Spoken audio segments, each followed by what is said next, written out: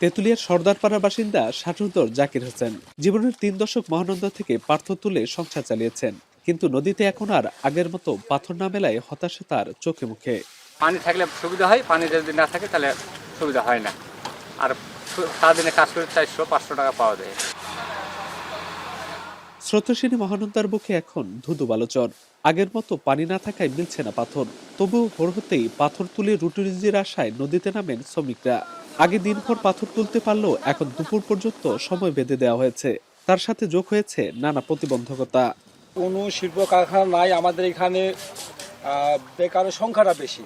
যারা matric pass, I pass সবাই পেটে দেয় মহানন্দা নদীতে আমরা কাজ করতেছি। 400-500 এভাবে কাজ করি, তারপরে বাজারে টাকা নিই, বাজার করি, দিন কোনো রকম আর কি চলে। দেশের সর্বোত্তরের সীমান্ত বাংলাবান্ধা দিয়ে ভারত থেকে বাংলাদেশে প্রবেশ করেছে মহানন্দা নদী। এরপর আবার বাংলাবান্ধা থেকে পুরাতন তেঁতুলিয়া পর্যন্ত প্রায় 28 কিলোমিটার ঘুরে আবারও ভারতে মিশেছে। এই অংশটুকুই পরিণত হয়েছে স্থানীয় মানুষের জীবন জীবিকার অন্যতম মাধ্যম হিসেবে।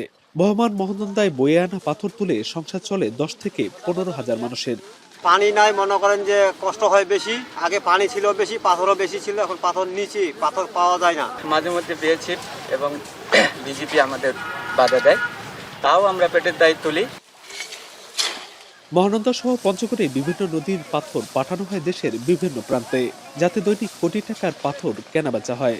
বিভিন্ন ধরনের কোয়ালিটি আসে, যার যেটা লাগে সেটা আমাদেরকে অর্ডার করলে আমরা সেই ক্ষেত্রে পাঠাই দিই। বিভিন্ন এলাকায় ঢাকা, বগুড়া, রাজশাহী, খুলনা। যেটা ছোট সাইজ এটা আপনার 15-20 টাকা সেফটি।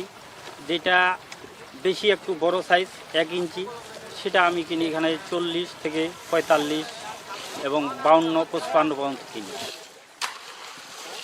উপজেলা নির্বাহী কর্মকর্তার আশ্বাস, পাথর শ্রমিকদের যে কোনো প্রয়োজনে পাশে আছেন তারা। পাশাপাশি তাদের বিকল্প কর্মসংস্থানেরও চেষ্টা চলছে।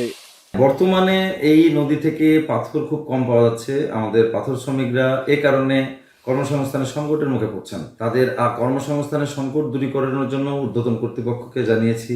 আমরা নিজেরাও চেষ্টা করছি অন্য কোনোভাবে তাদেরকে প্রণোদনার ব্যবস্থা করে দেওয়া যায় কিনা। মহানন্দা কেবল একটি নদী নয়, হাজার হাজার মানুষের জীবন জীবিকার নাম। জীবনমান উন্নয়নে এই নদী টিকিয়ে রাখার দাবি স্থানীয়দের। দুকুলে সারি সারি গ্রাম আর ফসলি মাঠ, মাঝখান দিয়ে বয়ে চলে ক্ষীণ মহানন্দা। এই মহানন্দা কেবল একটি নদী নয়, হাজার হাজার মানুষের জীবিকার নাম। লুৎফর রহমান, এখন পঞ্চগড়।